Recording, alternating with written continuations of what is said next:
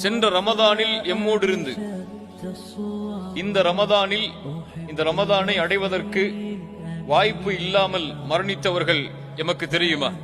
நம்மளோட போன வருஷம் ரமதான்ல நோன்பு வச்சு வரக்கூடிய ரமதானுக்கு அவர்கள் இல்லை என்ற நபர்கள் யாராவது நமக்கு தெரியுமா? போன ரமதான்ல என்னோடு இருந்தார் அவர், இந்த ரமதான்ல அவர் இல்ல. என் குடும்பத்தில் இருக்கலாம், என்னுடைய ஊர்ல இருக்கலாம், இந்த நாட்டில் இருக்கலாம். தெரியுமா? கை உயர்த்துங்க தெரிஞ்சவங்க எல்லாம். அவங்களுடைய நிலைமை என்ன?